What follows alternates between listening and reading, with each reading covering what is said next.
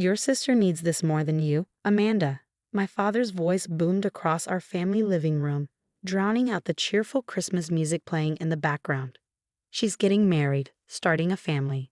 What are you doing with a lake house anyway? Working from home and living alone like a hermit.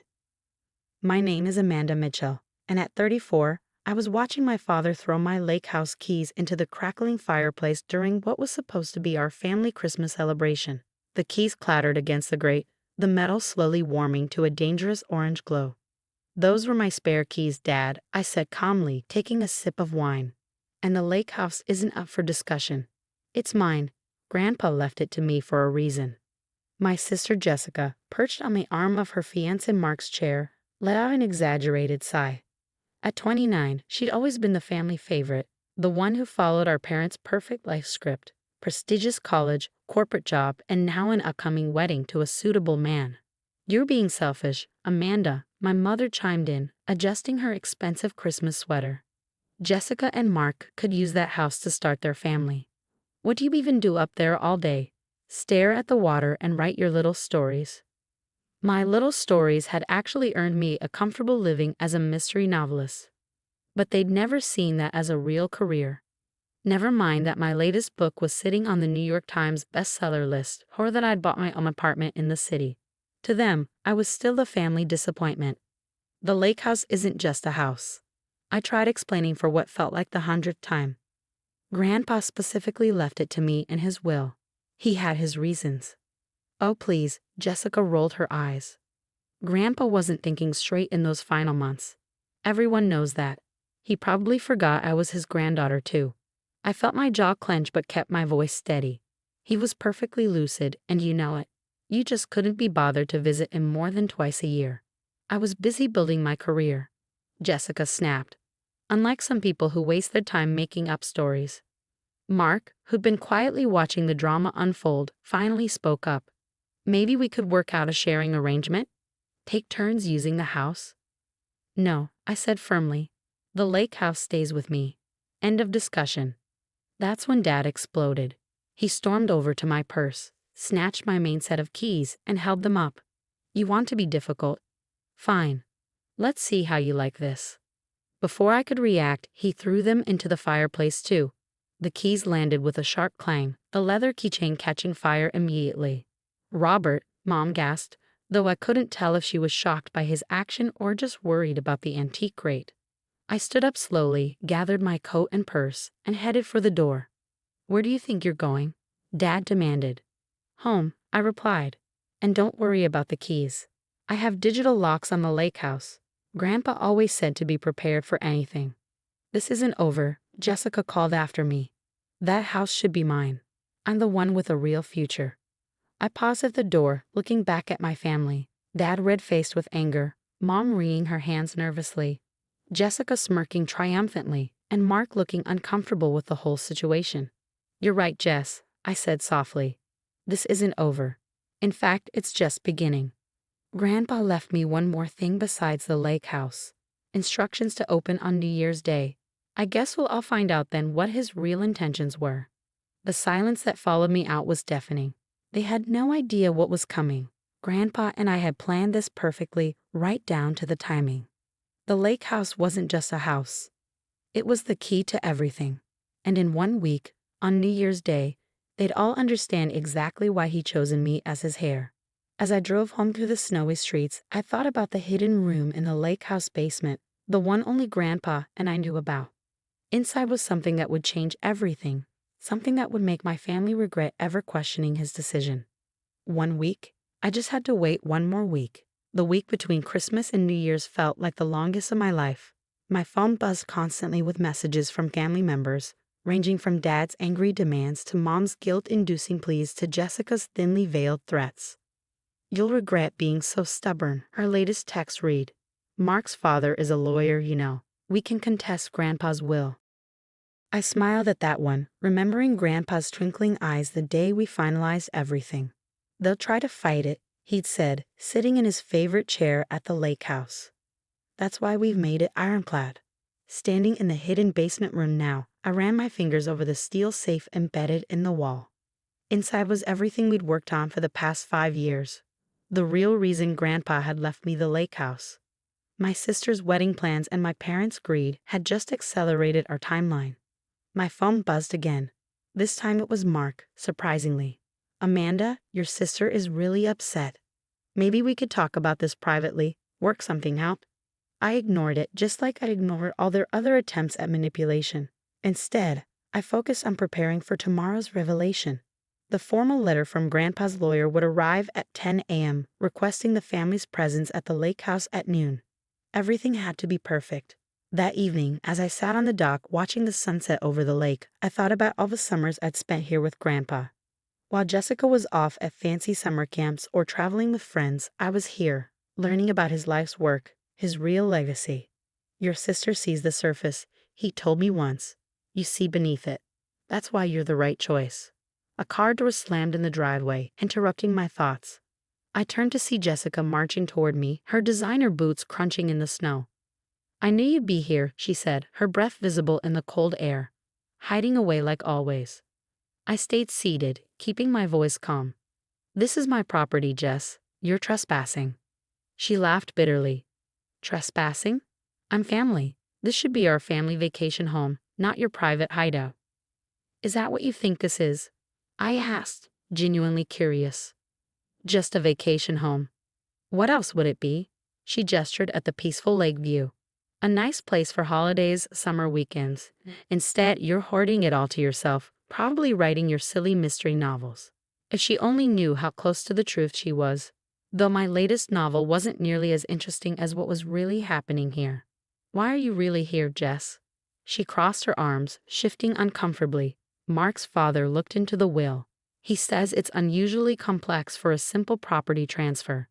There are conditions, clauses we can't access." "What are you and Grandpa hiding?" "You'll find out tomorrow," I said, standing up. "Now please leave before I have to call the police." "You wouldn't dare." I pulled out my phone. "Try me." She stormed off, but not before shouting, "This isn't over." "You keep saying that," I murmured to myself, watching her expensive car disappear down the driveway. "But you have no idea what's really beginning." That night, I could barely sleep. I kept thinking about tomorrow, about the look on their faces when they learned the truth. The lake house wasn't just a property. It was the headquarters of something much bigger. I checked my security cameras one last time before bed. Everything was in place. The safe was secure, the documents ready, and most importantly, the proof of what Grandpa and I had been working on was safely backed up in multiple locations. Tomorrow, they'd learn why Grandpa had really left me the lake house. Why he'd spent so many summers teaching me about nature, while Jessica was away at camp. Why he'd insisted I study both creative writing and environmental science in college. My phone buzzed one final time, a message from Mom. "Whatever you're planning, please think about your sister's happiness. That's all we want." I turned off my phone without replying. They'd never once asked about my happiness, my dreams, my goals. Tomorrow, none of that would matter anymore. Tomorrow, they'd learn that while they were busy pushing their vision of success on Jessica, Grandpa, and I had been changing the world. The last thing I did before falling asleep was check the small vial in my bedside drawer. The discovery that would make headlines across the country. The discovery that would make my family's fight over a simple lake house seem ridiculous in comparison. "Sweet dreams, Grandpa," I whispered to the quiet room. "Tomorrow, we show them everything." At exactly noon on New Year's Day, my family pulled up to the lake house in separate cars. Mom and Dad in their luxury SUV, Jessica and Mark in her sports car, and even Mark's lawyer father, Mr. Thompson, in his polished sedan. They looked like a parade of privilege, exactly what Grandpa had predicted. I met them on the porch, dressed professionally, holding Grandpa's letter from the lawyer. The same letter they'd all received copies of this morning. "Let's get this over with," Dad grumbled, still angry about the Christmas confrontation. "Why are we even here?" Jessica demanded. "The house should be mine anyway." Mr. Thompson cleared his throat. "Perhaps we should review the documentation first." I led them inside to the living room, where I'd set up a projector screen. "Before we start, I need you all to sign these non-disclosure agreements." "NDAs? For a house discussion?" Mom looked confused. "Trust me," I said. "You'll understand in a minute." Once the papers were signed, I dimmed the lights and started the presentation. On screen appeared Grandpa's face, recorded 6 months before his passing. "If you're watching this," he began, "it means Amanda has followed my instructions perfectly. You're all probably wondering why I left her the lake house. Well, it wasn't for the property." I watched my family's faces as Grandpa explained how he discovered a unique microorganism in a lake 15 years ago. One that could break down plastic waste completely, leaving no toxic residue. He'd spent years studying it, documenting it, and with my help, developing it into something revolutionary. While you were all pushing Jessica toward corporate success, Grandpa continued, Amanda was helping me change the world. The lake house isn't just a house, it's a research facility. And Amanda isn't just my granddaughter, she's my research partner. Jessica's mouth fell open. Mom grabbed Dad's arm. Mr. Thompson leaned forward, suddenly very interested. I took over the presentation, pulling out the vial I'd checked last night. This contains the formula we perfected. Major environmental companies are already bidding for the patent. The starting offer is $50 million. $50 million? Dad stammered. That's right, I said calmly. The lake house isn't worth fighting over. It's what we discovered here that matters. And Grandpa left it all to me because I was the only one who saw its value beyond real estate. Jessica stood up, her face pale. But I'm the successful one. The one with the business degree. Success isn't just about corporate titles, Jess, I replied. Sometimes it's about seeing the bigger picture. That's what Grandpa taught me. Mr. Thompson was already pulling out his business card.